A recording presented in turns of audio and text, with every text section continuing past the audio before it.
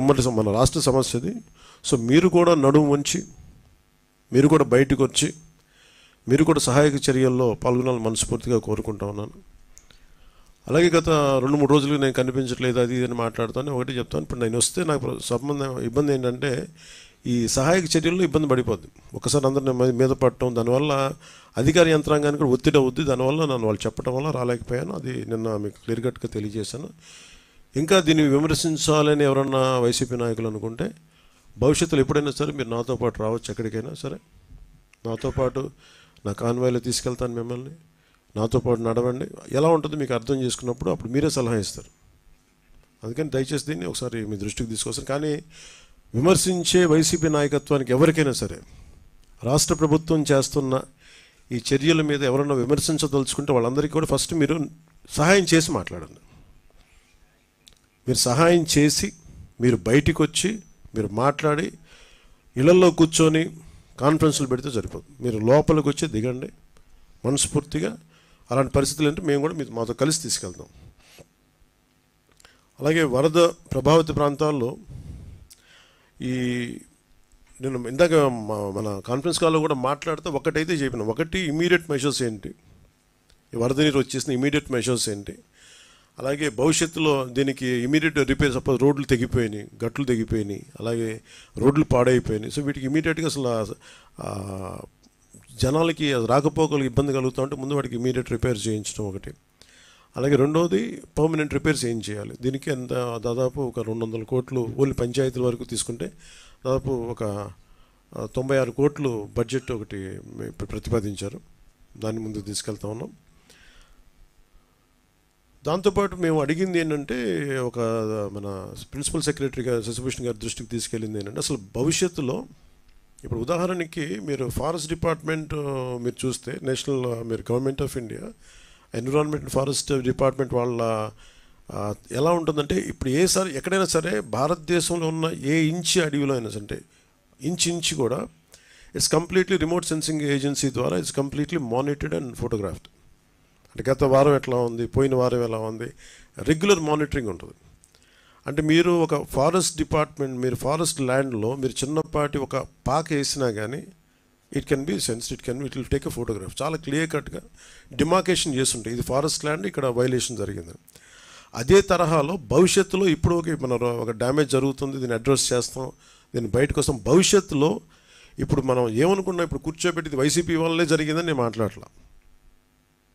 Okay, ఖచ్చితంగా వాళ్ళు గత ప్రభుత్వం వాళ్ళు ఉన్నప్పుడు 5 సంవత్సరాలు వాళ్ళు ఉన్నప్పుడు వాళ్ళు నిజంగా కొంత మనకి ముఖ్యంగా వాటర్ ఇరిగేషన్ ప్రాజెక్ట్స్ సంబంధించి కానీ ఏదైనా సరే వాళ్ళ నిర్వహణ లోపం చాలా, వాళ్ళు సరిగ్గా డబ్బులు కూడా ఇవ్వలేదు. దానికి వాళ్ళకి అవగాహన ఉందో లేదో తెలియదు, కానీ డబ్బులు సరిగ్గా ఇవ్వాలో, లాకులు రిపేర్లు చేయాలి, కనీసం వాళ్ళు కూర్చోబెట్టి చిన్న మెయింటెనెన్స్ ఆయిల్ కూడా ఇవ్వలేదు వాళ్ళు.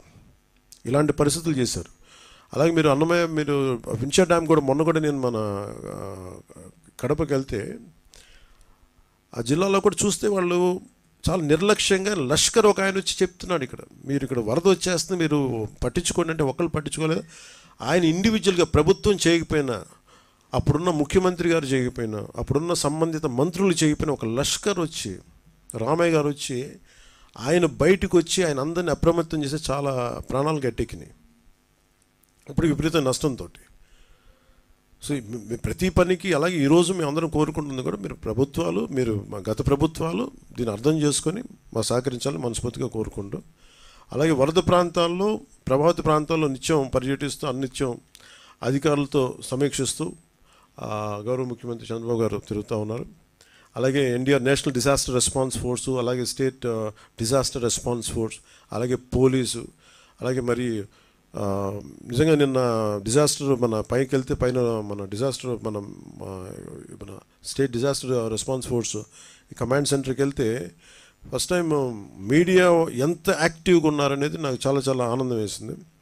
ఆయన సిసోడియా గారు కూడా చెప్తా ఉన్నారు, state disaster response force head చేసాను.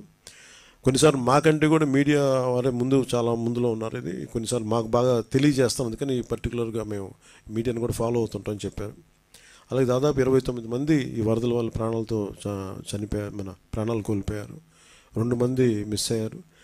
యాజ్ ఆన్ టుడే ఒక 200 పైచిలకు జంతువులు, పశువులు చచ్చిపోయినాయి. అలాగే ముఖ్యంగా 59,848 ఈ మన మనకి పౌల్ట్రీ బర్డ్స్ చచ్చిపోయినాయి. మనుషుల కోసమే కాకుండా జంతువుల కోసం కూడా మనం ప్రత్యేకించి ఒక 131 హెల్త్ క్యాంప్స్ ఓన్లీ పశువుల కోసం పెట్టాం. నెంబర్ ఆఫ్ యానిమల్స్ ట్రీట్ చేసింది దీనివల్ల 8,741 మంది 41 పశువులను ట్రీట్ చేశాం. వ్యాక్సినేటెడ్ యానిమల్స్ దీంట్లో 12,784. అలాగే చాలామంది మత్స్యకారులు పడవలు దెబ్బతిన్నాయి, ఒక 60 పడవలు దెబ్బతిన్నాయి. అలాగే రోడ్లు భవనాల శాఖకు సంబంధించిన రోడ్లు దాదాపు 3,312 కిలోమీటర్ల లెంత్ రోడ్డు దెబ్బతింది. అలాగే పంట నష్టం కూడా ముఖ్యంగా వ్యవసాయం 1,69,000 హెక్టార్లు నష్టపోయారు, పంట నష్టం జరిగింది. అలాగే ఉద్యాన పంటలు కూడా 18,424 హెక్టార్లు ఉద్యానవనం పంట రైతులు నష్టపోయారు. అలాగే పంచాయతీరాజ్ ఇంజనీరింగ్ డిపార్ట్మెంట్ సంబంధించినంత వరకు పాడైన, ఇందాక మనం మాట్లాడుతూ ఉంటే శశిభూషణ్ గారి ఆధ్వర్యంలో దెబ్బతిన్న రోడ్లు కానీ పాడైపోయిన రోడ్లు కానీ దాదాపు 232 అంటే దాదాపు 233 కిలోమీటర్ల రోడ్లు దెబ్బతిన్నాయి. అలాగే ఈ కోసుకుపోయిన రోడ్లు కానీ రోడ్ బ్రీచెస్ కానీ దాదాపు 40 రోడ్ బ్రీచెస్ ఉంటే ఇట్లా తెగిపోయినాయి ఉంటే వాటిని 11 రోడ్లను వెంటనే పునరుద్ధరించారు. కొన్నిటికి ఎందుకు చేయలేకపోయారంటే కొన్ని లంక గ్రామాలకు వెళ్తూ ఉన్నాయి, ఇంకా నీరు ఉండటం వల్ల వాటిని ముందుకి ఆ నీరు తగ్గే వరకు తప్ప ఇంకా తిరిగి పునరుద్ధరించే కష్టం ఉంటుంది. అలాగే దెబ్బతిన్న కల్వర్ట్లు దాదాపు 41 ఉన్నాయి.